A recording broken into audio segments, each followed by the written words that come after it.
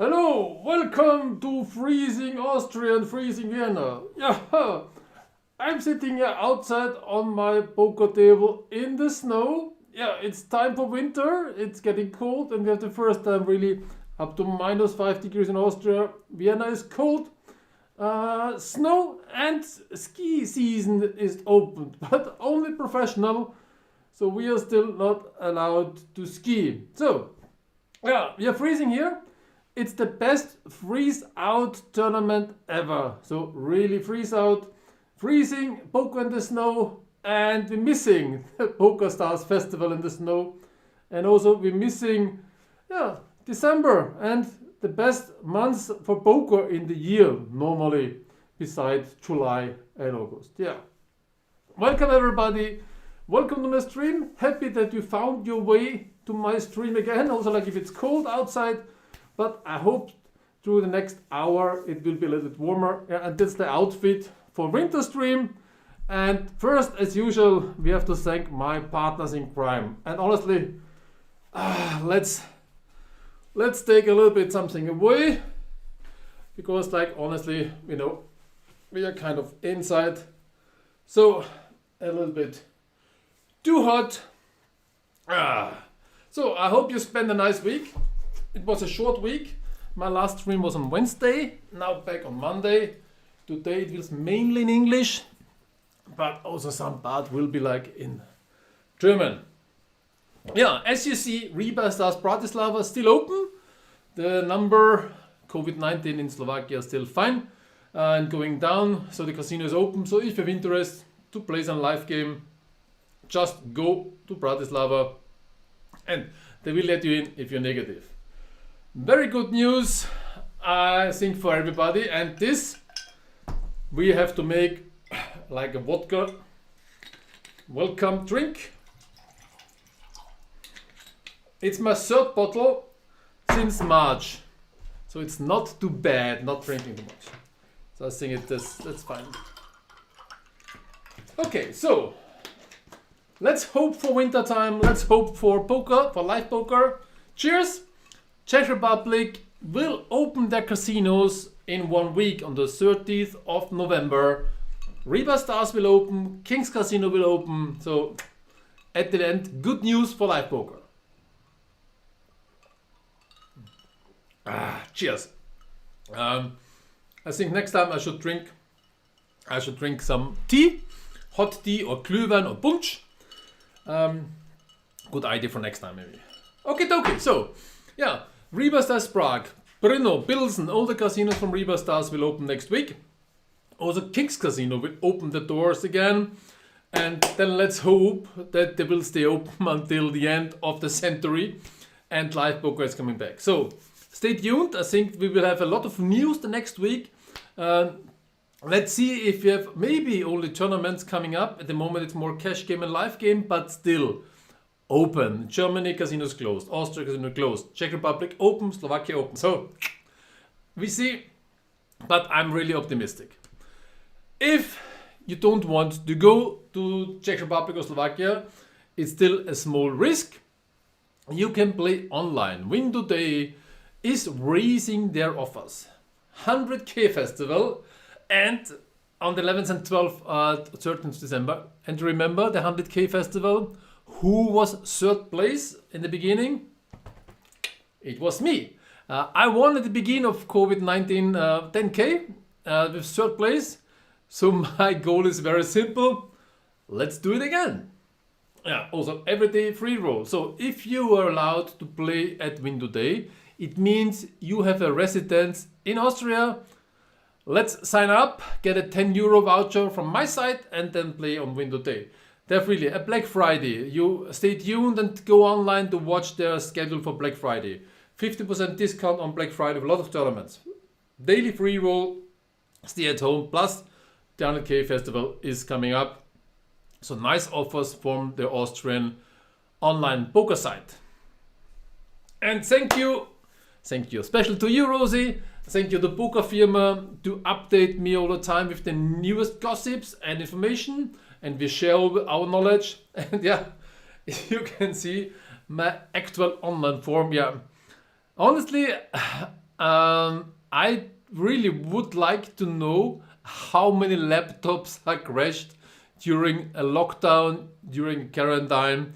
So I think it's really, really horrible. And the industry, electronic industry, they will sell a lot of laptops after a lot of bad pips. So I think it's non-stop crash time for the laptops and more. And also, again, like last week, I told you, I will start now a little side business of network marketing.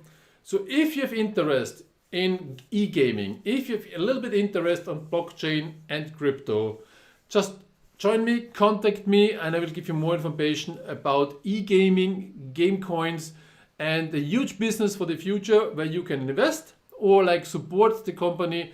I really believe on it. I don't want to make too much advertising, just tell you, I think it's a good way to invest some money. So if you have interest, game coins, blockchain, e-gaming, the biggest industry on the planet, just contact me. And now we jump over to I wish you a Merry Christmas. I wish you a Merry Christmas. Christmas, it was by far one of the strongest and nicest periods in poker. You know, EPT Prague, Concord Million, Xmas Festival, in Kings was all the time nice, and also Christmas time, between Christmas and the New Year, it was one of the strongest gaming time and gambling times on the planet everywhere. So, what will be this year? What was in the past? In the past was really simple. European Poker Tour, always 10 to 12 days. I've really, Thompson, BCA, I forgot the BCA in New Eve, but during December, EPT in Prague, one of my favorite stop, we broke every record there, and the record was, with my schedule, more than 100 poker tournaments in 11 days.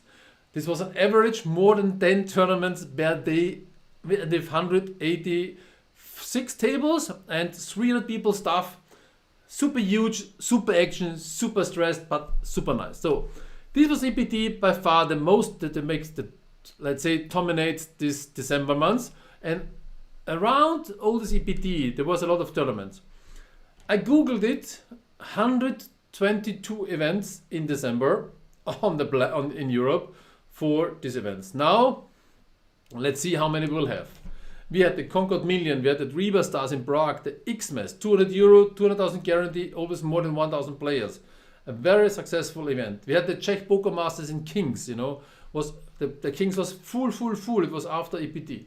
So these were all the events we had during Christmas.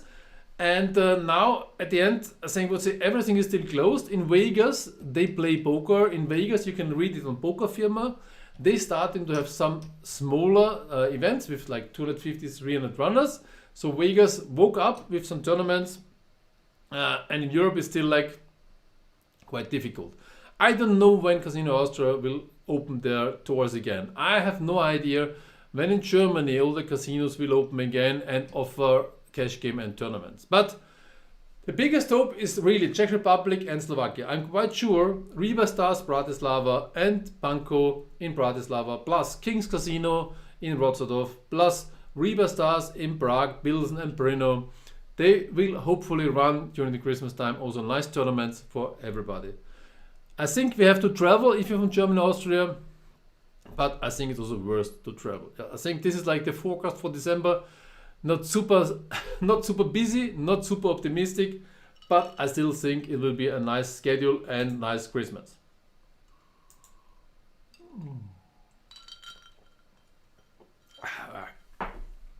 Okay, let's jump to the next one. Last week on Wednesday, I talked about the angel shooting and about the ruling. I got a lot of feedbacks about this angel shooting, that we should talk a little bit more about this topic. So Jack comes. Let's review all the Feldman fills up on the river. This is the wrong one, by the way. EPT Grand Final, the big one. This we had last week. So let's take a look again on this angel Blind shooting. at 25 and 50,000. Action's been folded by Alex Gomez. I think you remember what happened. 6 of hearts. It's a fine hand to play when you're short-handed and when you're the massive chip leader. He's made it 120,000. Jack 3 for Juan Maceres. That goes in the muck. Andrew Lee's on the button. 7 deuce. That's annoying. Eugene Unite has just joined our feature table. And he has King Queen in the big blind. Should be a pretty easy defend from the big blind.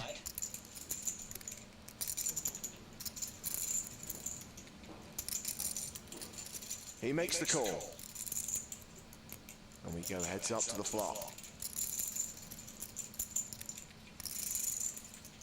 King 5-3. I think you remember what Top happened. pair. Freitas Look is at also caught Mr. a Freitas. piece, which I assume should be more than enough for him to continue here. Eugene Unite's check to him. Freitas continues for 200,000. Unite might be wondering if he can get away with a raise. The board's pretty dry, however, so he'd be repping a very strong hand. He elects just to call. Okay, let's make Turn the card is another 5. Freitas continues to run golden. Freitas runs better than Usain Bolt. so next action on the river. Now it will happen the angel shoot of Mr. Freitas. One of the I worst think he missed some value we on the ever turn, seen. but I doubt he'll be checking behind this time. It's gonna be really tough for Eugene to not think he has the best hand. He's going to put out a value bet, 275,000. A little Hollywooding, maybe.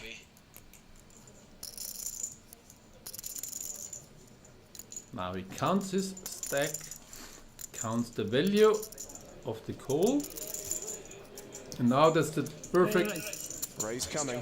to raise and put the amount of a call in. What? So this was the topic of Ryzen. This is one of the angel shooting perfect ways. You just count the chips for a call, you just put them in, and just before you put them in, you just announce raise. And now you have all the options waiting for the floor decision, but at the end, like, you get a big advantage out of your opponent. And I found another one, Tony G and Phil Helmut. I think it was an angel shoot worse than frightened because it was really a lie, and you can watch the reaction of Tony G and Phil Helmut. I think it's still one of the worst you can imagine. Welcome back to the big game where we just saw a short stack Phil Hellmuth go broke after Tony G used a questionable play. All right, I open for the pot. I'm all in. I'm not looking. I haven't looked. I know it's a random hand, and I know got a random hand. Well, if you haven't looked, guess I'll just move in. All right, you're close. Oh, you lied. Of course I lied. It's poker, Phil. What do you think this is? What he did was really wrong, and it was not. You have to understand that we have cheating and we have etiquette, and they run close together. I'm not saying that Tony G cheated. I'm saying that's one of the worst etiquette violations you could have. And so look, that's okay. Those things that's all water under the bridge, because I'm feeling great about the present, and I'm feeling great about the future. Back to the present, Phil Hellmuth is gone, and Joe, what about that questionable bit of etiquette from Tony G? Phil got it right. Tony's lie was exactly the same as screaming into someone's backswing. It wasn't cheating, but it was a filthy move, and I can only hope people in poker rooms around the world don't emulate Tony's behavior. Yeah, you can see it was really the worst. Tony G was looking very fast and secret on his whole cards, and then telling Phil Helmut, I haven't looked at my cards, and then that's why Phil Helmut was pushing all in. So at the end, angel shoot by excellent, but at the end a really big lie, and a very, very strange situation. And I don't want to make my ruling right now and explain what I would decide finally. I prefer we take another look at another situation, which Duck Bowl Poker was also commenting, and I took the chance to take his video to make a little shortcut, and you can watch the next scene, also the perfect example of an angel shooting. And I will tell you my opinion then afterwards, after all this situation. Now we talk about Alec Torelli, who was kind of also angel shooting, and worse at the end was what he did afterwards. So let's take a look right now. Stretch for 136 on the. Raise. Stretch, you want it? 29, 25. You can see Alex already raised. Now these two players in the middle. Yeah, Well, they have no influence on the action. I never paid him. They both fold, and now it's the action up to Wolf. Brian for 136 kilo.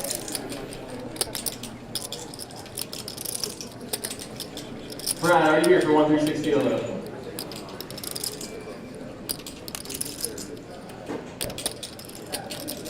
Gene for 136 kilo. So Wolf is still thinking Gene, what are you to here for do. 136? He's on the button with ace 10. LH. You want it? Alright. Dave G, you want 136 kilo?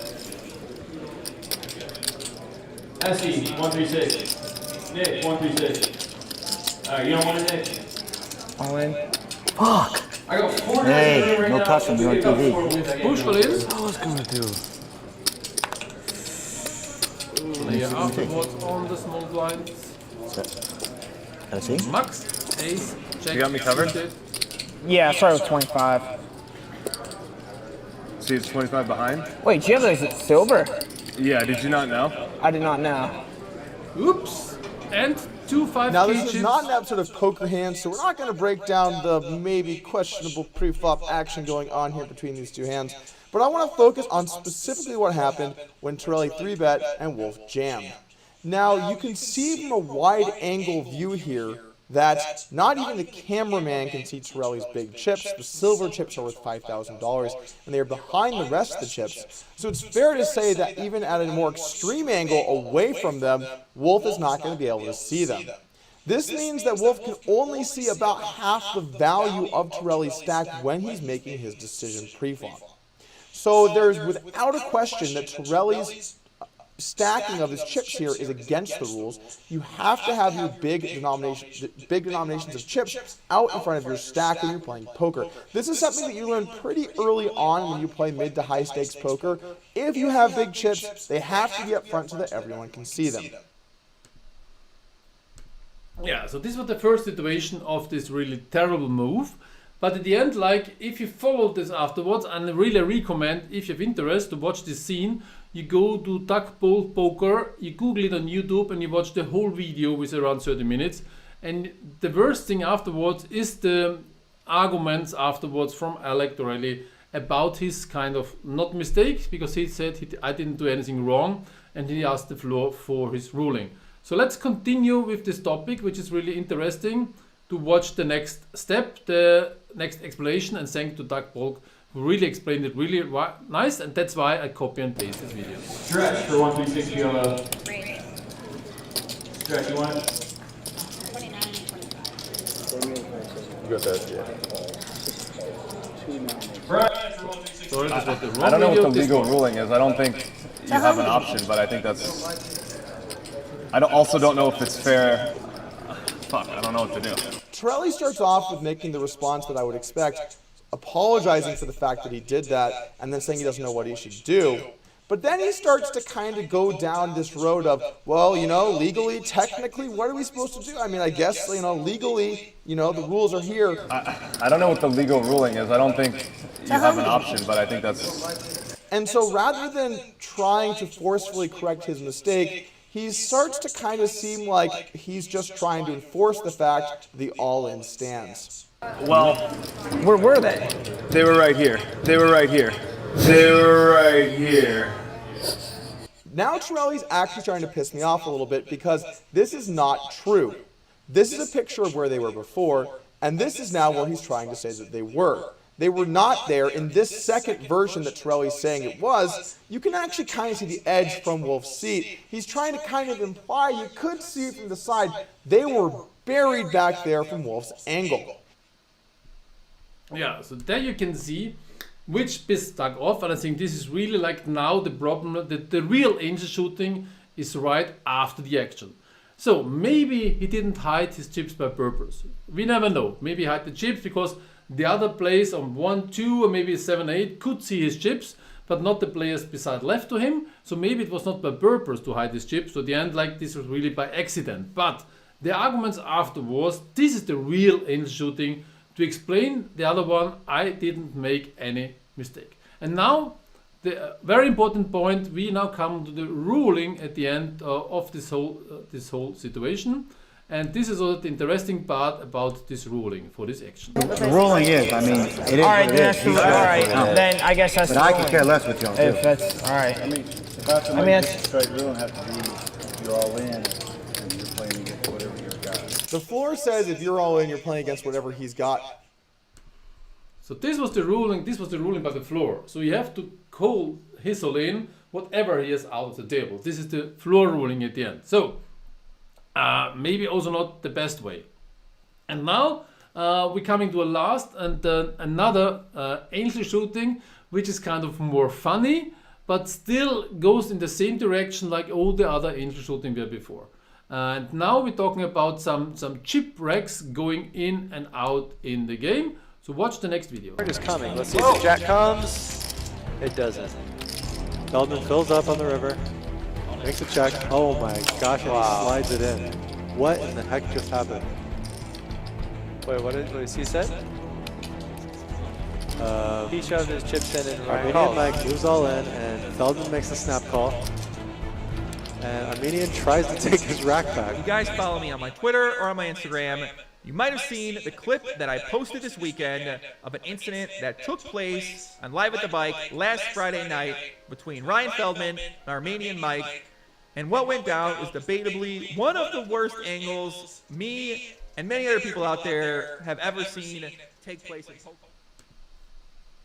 Yeah, the situation in this case was quite clear. He moved his rack full of chips direction in the bot, and then the other one snap called his bluff, and then he wanted to take back his rack because I just made fun.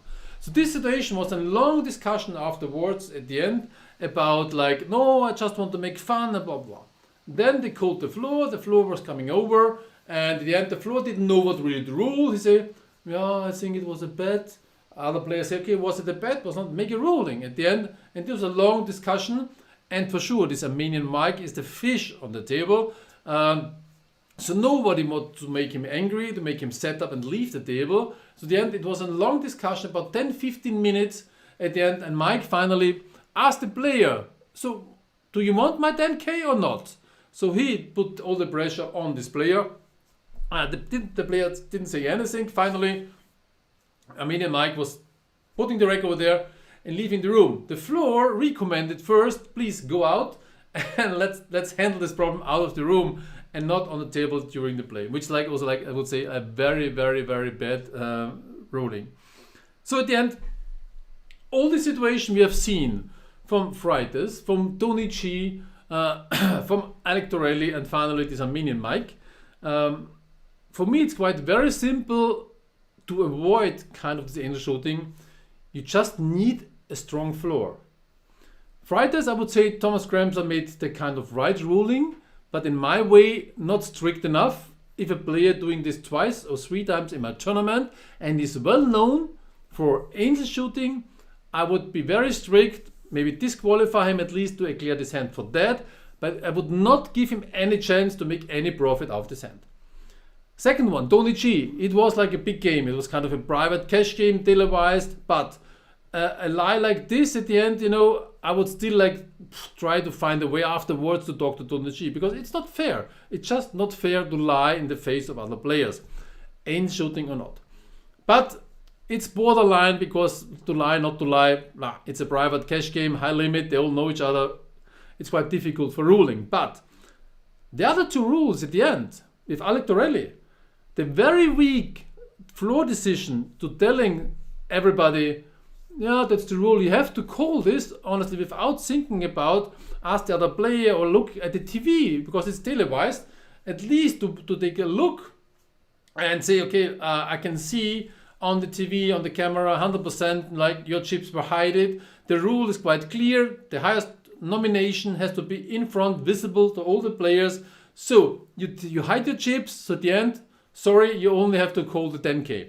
Done. But he was standing there, the hand in the pocket, You have to call it. So really super weak floor ruling at the end. I would say one of the worst I've ever seen.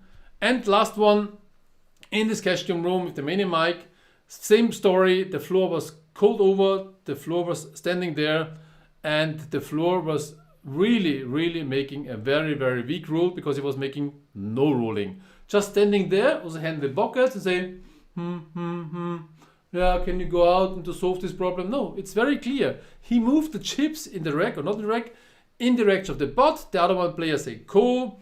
So it's a very simple ruling. So this, I think, it's one of the topics of angel shooting, how we can avoid the angel shooting. First, you as a player, you should always protect yourself and just ask again.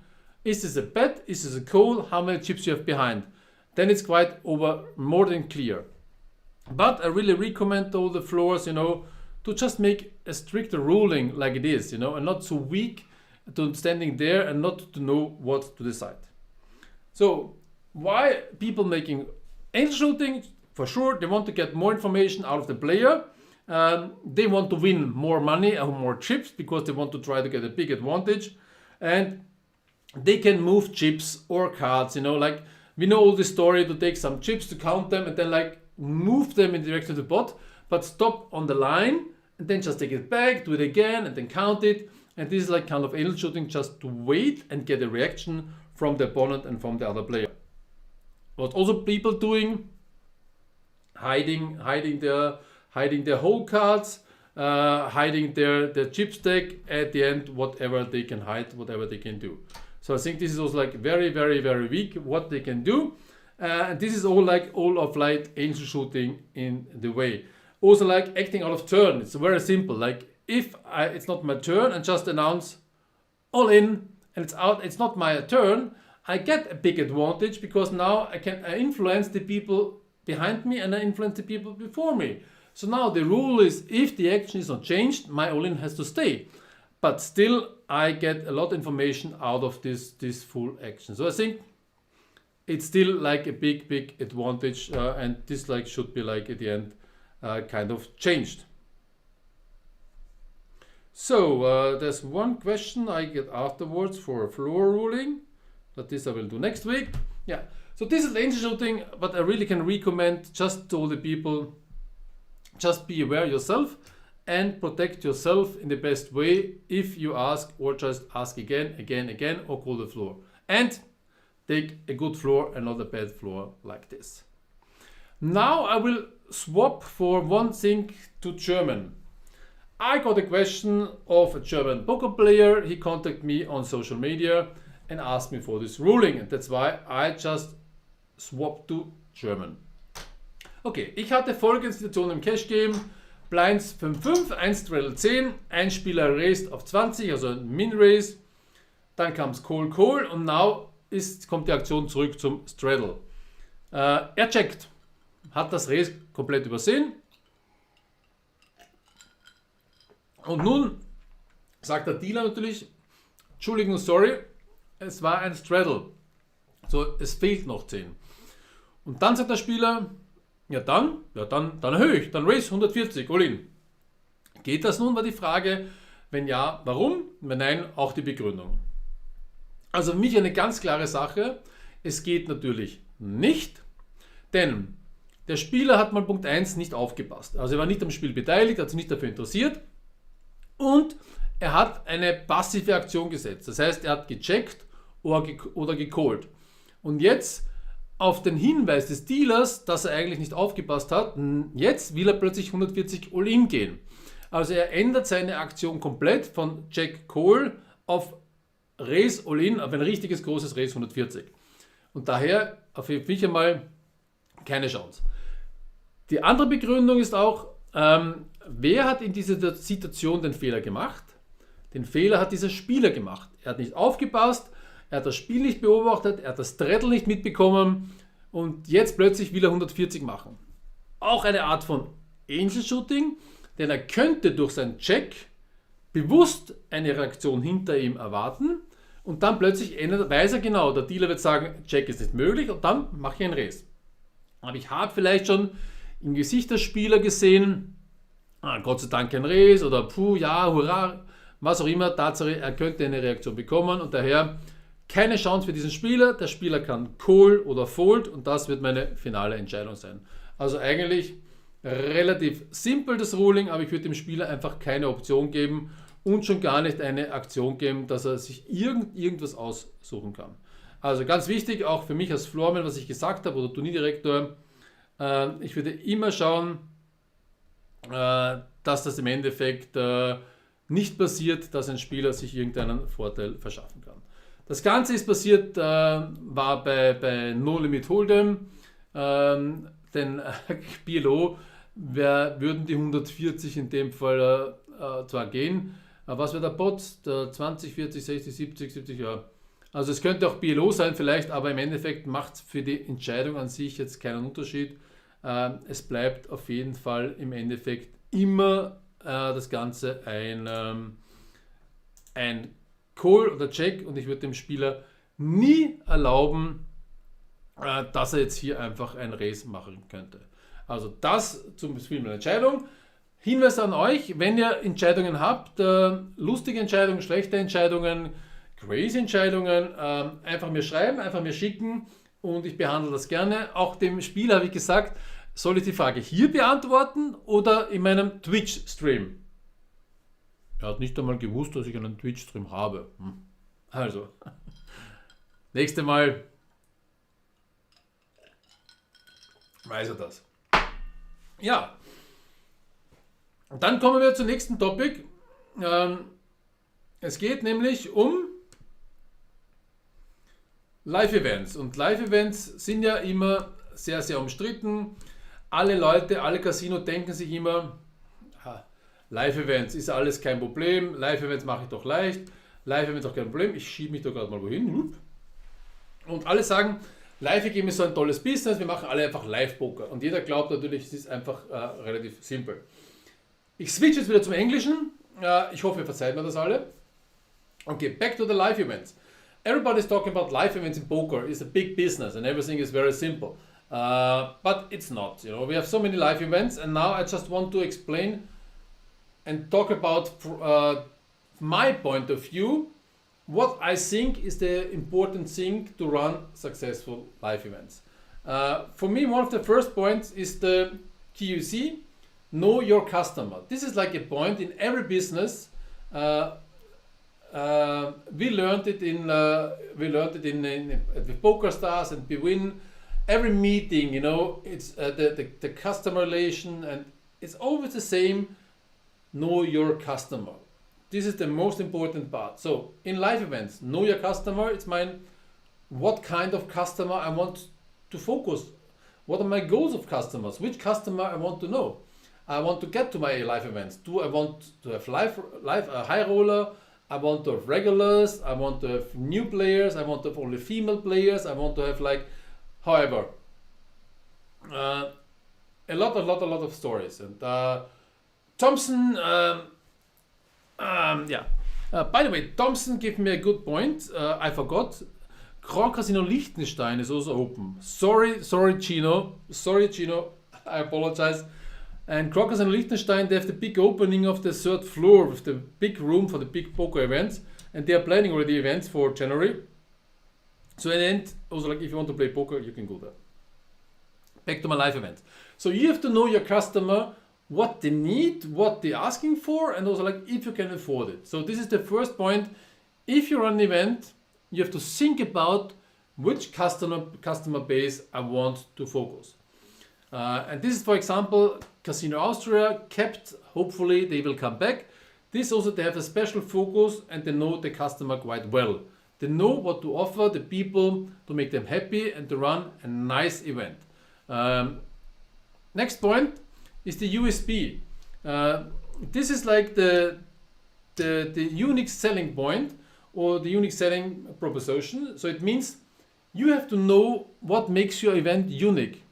It's like if you sell a product, if you're selling vodka, you have to know why people should buy your vodka. What's the standalone point of why the vodka, this vodka, Absolute vodka, makes them so successful.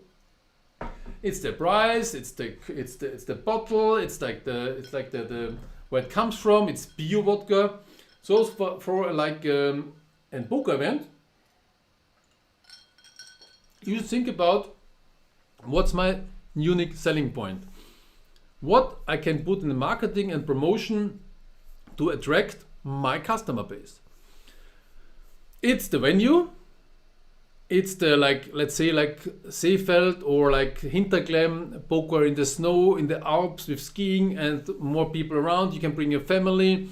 It's more like this kind of point, selling point. Or let's go to King's Casino. King's Casino, the unique selling point is like the size and the guarantees. And the all-inclusive package, like you pay €10 for the buffet and everything is for free.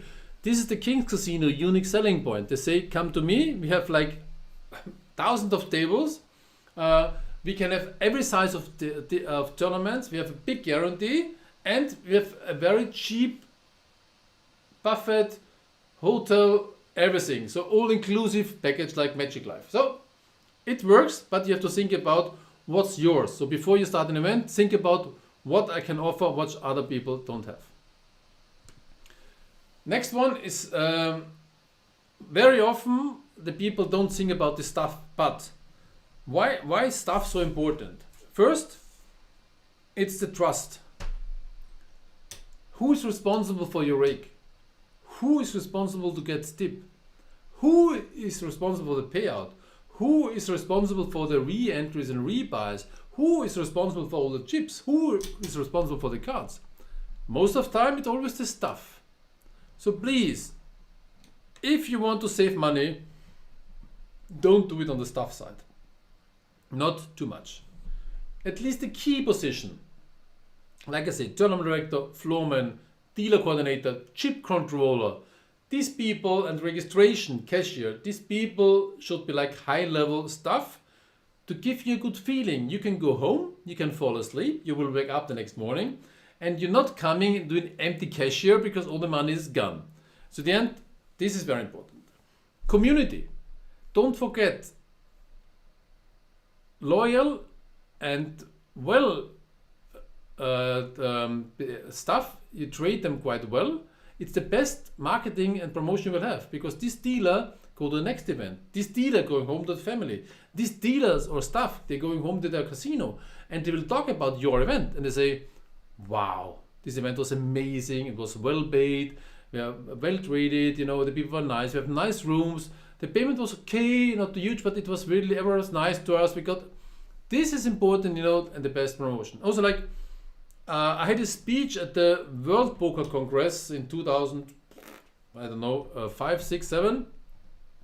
I was talking about poker stuff, and it's very simple. I said it already in my stream, I think sometimes. Who is responsible for your rake? How much rake you get? The poker deal on the table, on the cash game, or on the roulette, or like every game. So calculate very simple. You have 40 cash game tables and you have 20 cash game tables average per hour. And now you say, okay, I have good dealers now, very good dealers, and they're motivated because I treat them nice.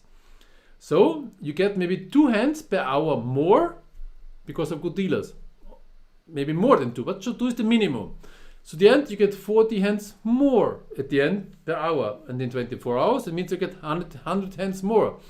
Yeah, at the end, if you calculate this, like with €3, €5 capped, whatever, €25 capped, you can calculate. Maybe it's like at the end, it's 20k more just because the dealer motivated and dealing more hands.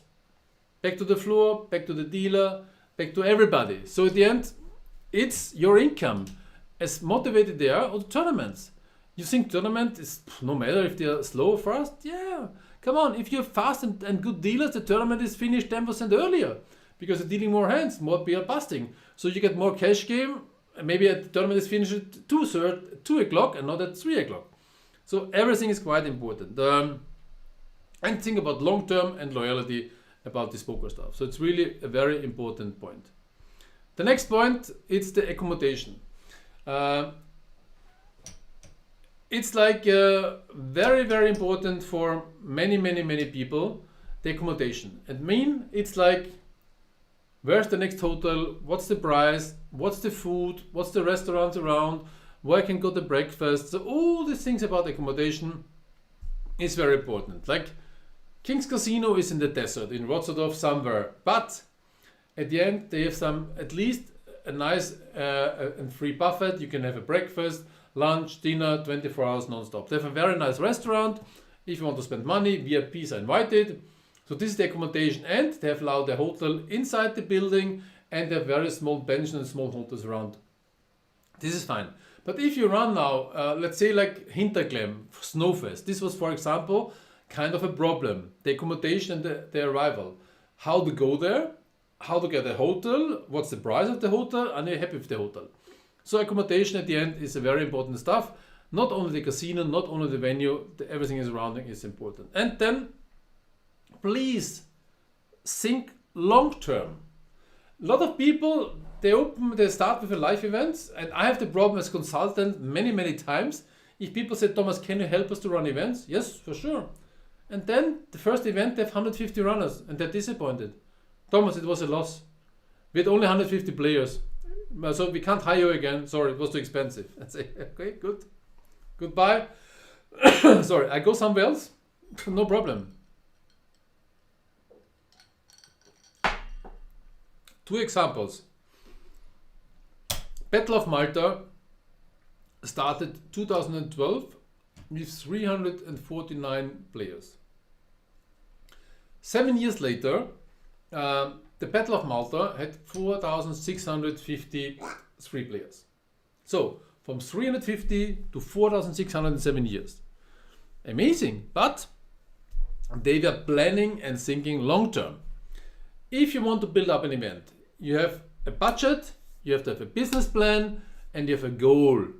And then, I think with 4,600 entries and a full casino about 2 weeks, you will make a huge profit. But you have to invest, you have to plan, and you have to think long term. Don't think that you make a profit with one tournament in the beginning. No chance. Do you think Rotterdam was making any profit in the beginning? No chance. So, this is very important. And date and guarantees, it's my last point. You know why? Because I think it's not important.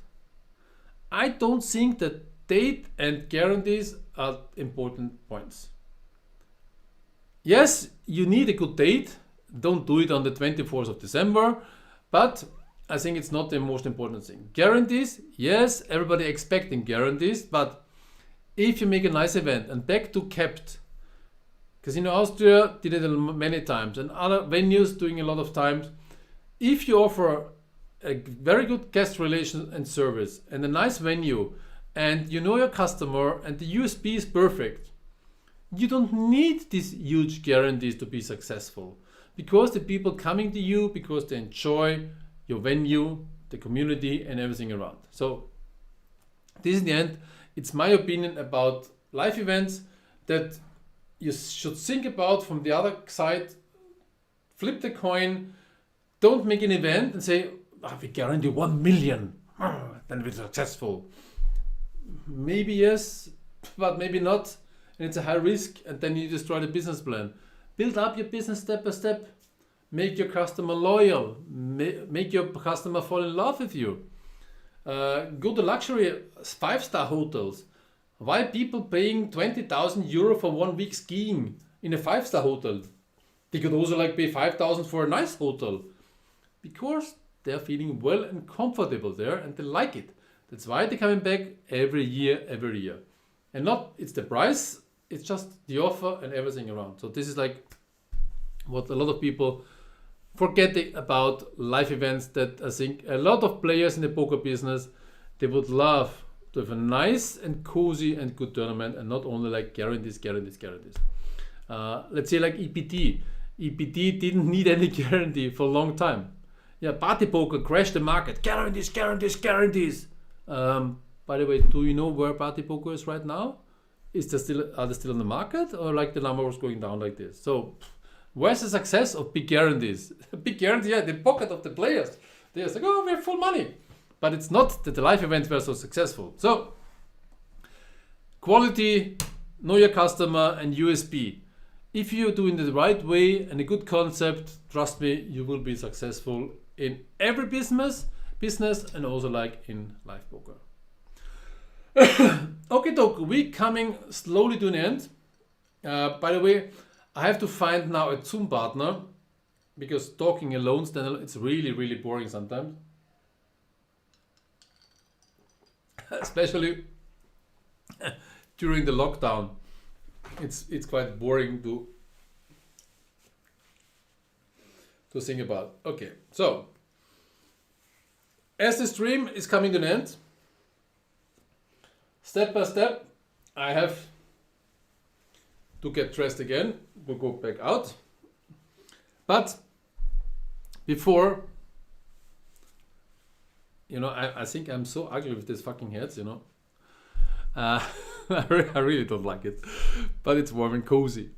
I will show you now a video which I will talk a little bit next week. So enjoy it. I think it's really funny, horrible, and really ridiculous.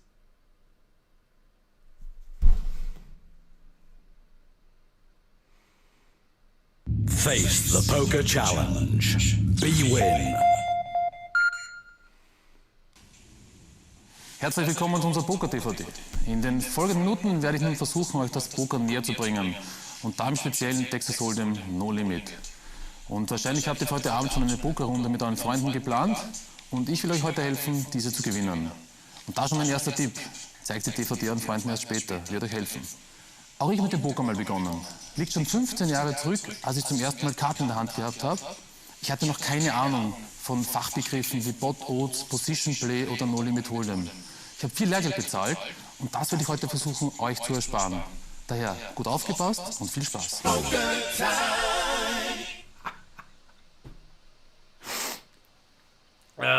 Das war, ich mache es jetzt auf Deutsch, weil es auch auf Deutsch war. Das war meine Poker-DVD, die ich für Bewinn gemacht habe. Mit Bewinn, für Bewinn und für Shivas Regal. Der hat es in jedem Merkur-Markt gegeben zum Kaufen. Das Tolle daran war, ich erkenne mich kaum wieder. Die Haarfarbe war irgendwie anders. Ne? Ja, es war halt einfach, es war 2007 oder 2008, wie wir das gemacht haben. Das Coole war, ich habe das ganze Konzept selber gemacht. Habe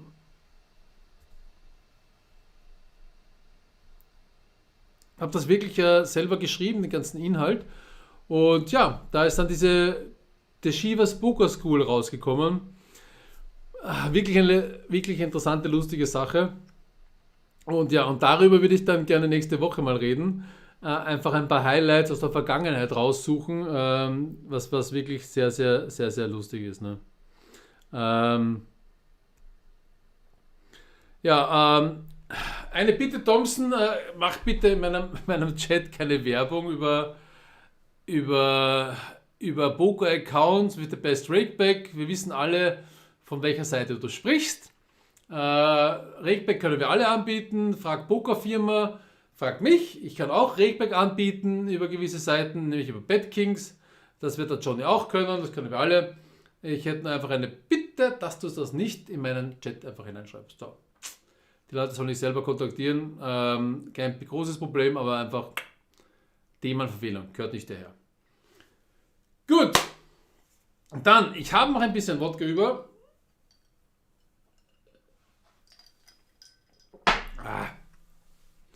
Ich wünsche euch eine wunderschöne Woche. Es wird richtig kalt jetzt in Österreich, wahrscheinlich auch in Deutschland, überall. Also bleibt gesund, bleibt zu Hause. Ich habe heute meine Küche bekommen in meinem neuen Haus. Ich hoffe, dass ich bis vor Weihnachten einziehen kann. Hoffnung stirbt zuletzt. Lasst euch nicht unterkriegen. Lasst euch nicht Angel-Shooting.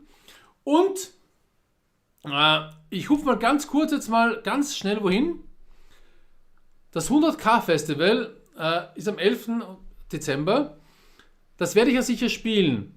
Und denkt ihr mal drüber nach. Ich würde gerne ein paar Anteile verschenken.